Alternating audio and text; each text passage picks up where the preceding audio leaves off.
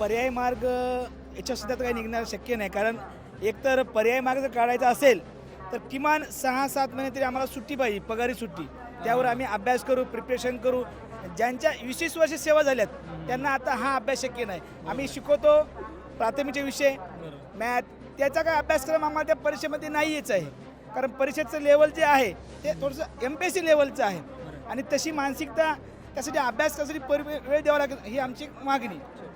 पर्याय याच्यामध्ये निघाला तर शासनाने शक्यतो आमची मागणीच आहे, कारण आतापर्यंत आम्ही जे काही 20 वर्ष सेवा केलेल्या आहेत त्या सेवा केल्यानंतर जे काही आमचे विद्यार्थी घडलेत, आज कलेक्टर असेल किंवा UPSC MPSCच्या परीक्षा देऊन आज वेगवेगळ्या क्षेत्रामध्ये आमचे विद्यार्थी वावरत आहेत. मग हे वावरलेले विद्यार्थी ते का मग खोटं शिक्षण होतं का?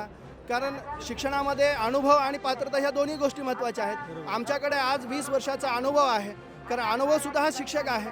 म्हणून आमची पहिली मागणी अशी राहील की शासनाने पहिल्या प्रथम TET रद्द केली पाहिजेत आणि ज्या दिवसापासून निर्णय जाहीर केला त्या दिवसापासून TET लागू केली पाहिजेत.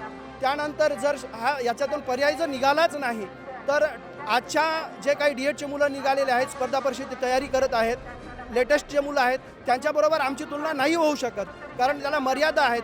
वय असेल, जबाबदाऱ्या असतील, ह्या वेगवेगळ्या गोष्टी आहेत, जबाबदाऱ्या असतील, तर आमचा अनुभव ते विद्यार्थी घेऊ शकणार नाहीत. आणि आजची जी TET परीक्षा आहे त्याची काठिण्य पातळी जी आहे ती MPSC मिनी MPSC म्हणून संबोधली जाते. त्यामध्ये क्रायटेरिया ठरला नाही. आम्ही आज 4थी-5वीला शिकवणारे, प्राथमिक 8वीला शिकवणाऱ्या विद्यार्थ्यांना 12वीचा जर सिलेबस लागत असेल तर ते कसं शक्य आहे? आणि तेही आज जे मुलं जे DEDचे शिक्षक मुलं आज MPSCचा अभ्यास करतात त्यांच्याशी आमची तुलना होऊ शकत नाही.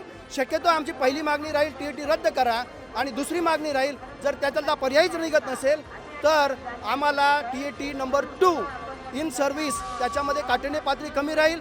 आणि आम्ही जर 1ली ते 5वी शिकवत असाल तर त्या संदर्भातला सिलेबस असला पाहिजे. आणि ज्या विद्यार्थी 6वी ते 8वी शिकत असतील त्यांना 6वी ते 8वीचा सिलेबस असला पाहिजे आणि TET 2 झाली पाहिजेत. पहिली मागणी आमची राहील TET रद्द झाली पाहिजेत, आणि ज्या दिवसापासून निर्णय लागू झाला त्या दिवसापासून TET लागू राहील. आणि ज्या दिवसापासून आम्ही ज्या पूर्वलक्षी प्रभावाने नुकसान देऊ नये हीच आमची नम्र विनंती राहील.